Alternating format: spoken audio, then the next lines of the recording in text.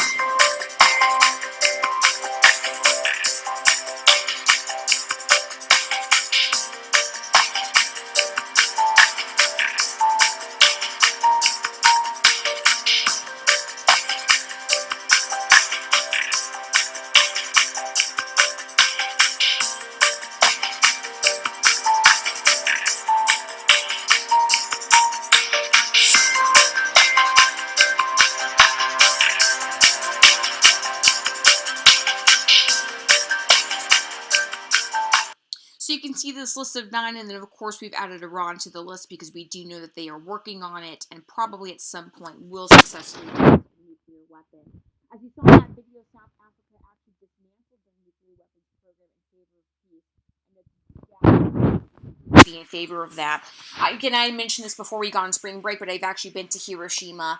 And the Japanese people that feel that the world will not know peace until all nuclear weapons are gone from the world because they don't want what happened in their country to happen in other countries as well, or really to even happen again at all.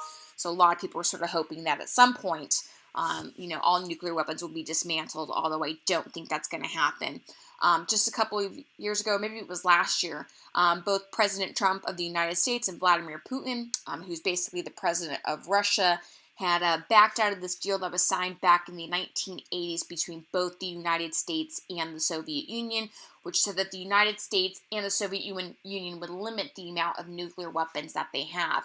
Well, just last year, both Trump and Putin had pulled out of that deal, and it is kind of making people think that there could be an increase of nuclear weapons that are made, or an increase of actually happening and breaking out. So we'll see. It'll definitely be interesting to see what actually happens.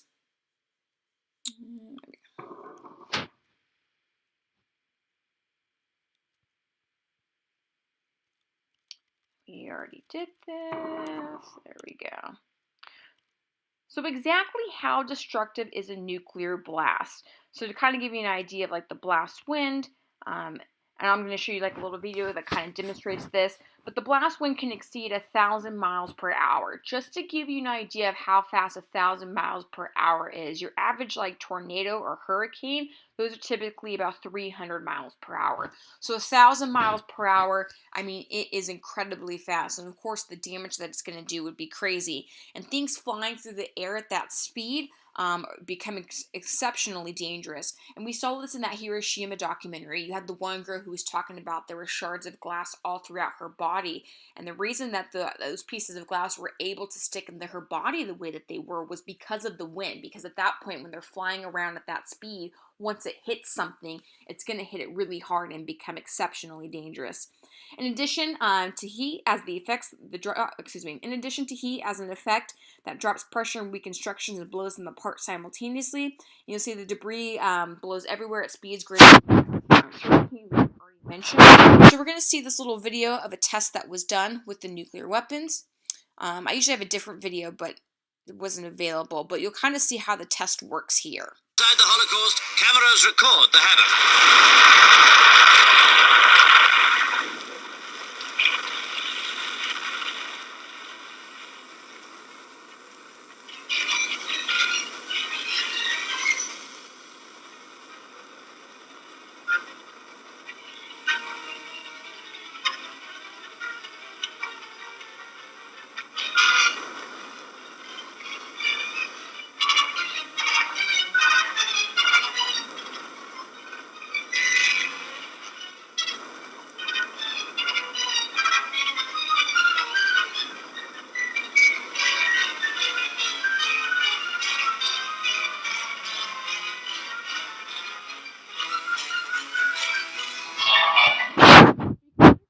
There in that image is just like how destructive like the bomb actually is. It really starts to pull apart things. The buildings themselves. It kind of goes up in the air for a second and then just bam, pulls apart. Although we're talking about the blast and wind here, initially when the bomb itself is actually dropped, there's like kind of like this really big sort of fire bomb. So like anything that's kind of in its path right away is automatically destroyed.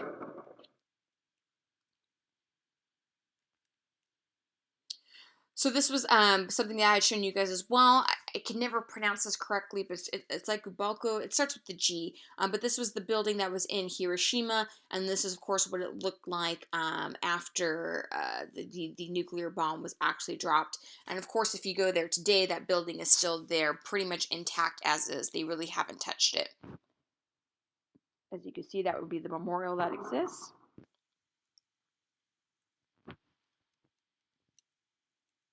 So the flash and thermal radiation, right? This is the sort of not so fun part. So it's so bright that the debris is essentially ignited. If any of you have ever seen the movie Terminator 2 Judgment Day, and there's that scene where Linda Hamilton's character, she's kind of at the fence, and she's like yelling for her kid, and then all of a sudden you see like this big explosion of the light, and she just kind of starts to burn away. That's essentially what the flash is. From the nuclear bomb, is that pretty much anything that's in its path is going to be ignited and just completely disappear. It can cause blindness, especially if you sort of look at the bright light. I mean, think about it. When the sun's really bright and you look directly at it, you automatically cover your face. Something very similar is going to happen if you're looking at a nuclear weapon. And of course, it can cause second and third degrees skin and burns for people miles away. And this was definitely the case, as we saw um, in Hiroshima as well as Nagasaki. And of course, you can see on the picture here on the left is that, people were severely burned.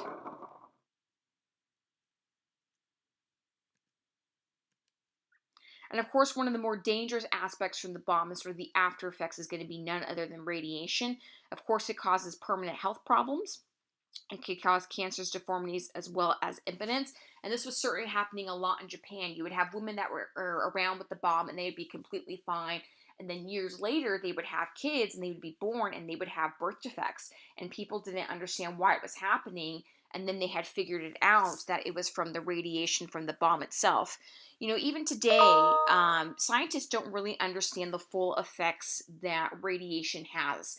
And we use radiation, right? If you know anyone that's ever undergone, treatment for cancer, most of the time, not all the time, but it's usually a combination of chemotherapy and radiation, or just radiation or just chemotherapy. And even though those things are used to kill the cancer itself, there are after effects. If you talk to anyone that's ever gone chemotherapy or undergone radiation treatment, they'll be like, yes, it killed the cancer, but I'm experiencing this as well, and radiation is no different. So radiation is, of course, today is even very dangerous. My friend Trisha, when she was undergoing breast cancer, she did a combination of chemo and radiation therapy, and the radiation had actually caused really severe burns on her body. So, she's like, yeah, I got rid of the cancer, but she goes, the burns, she goes, I think were really sort of the worst part of doing the chemo and the radiation throughout the treatment. And of course, radiation is still dangerous even today, especially with like nuclear weapon technology. So the Japanese don't have a nuclear weapon, and even though we're talking about nuclear technology as being very dangerous, it could actually also be a very clean source of energy. And the Japanese used to use nuclear technology as a clean form of energy, almost kind of like wind and solar power. Well, back in 2010, they had a power plant in Fukushima, a nuclear power plant that ended up exploding. And as a result, it caused huge amounts of damage. All the shrimp that was in the water, they couldn't even sell it because it was completely affected with radiation. And so after that incident, the Japanese just got rid of nuclear weapons or nuclear technology altogether because they just felt that it was too dangerous. I'm not sure. Actually, I'm sure. Hopefully, most of you know who Godzilla is. Godzilla, of course, is kind of known as like this sort of fumbly monster, but Godzilla comes from this very real place. It actually was born in Japan, and it was born a couple of years after the two nuclear bombs were dropped. And the conception with Godzilla was the radiation and the fear of what it was going to do to the people days, months, even years after the actual nuclear weapons were dropped on the country itself. So Godzilla is a product of the fear and what radiation actually did to the people of Japan.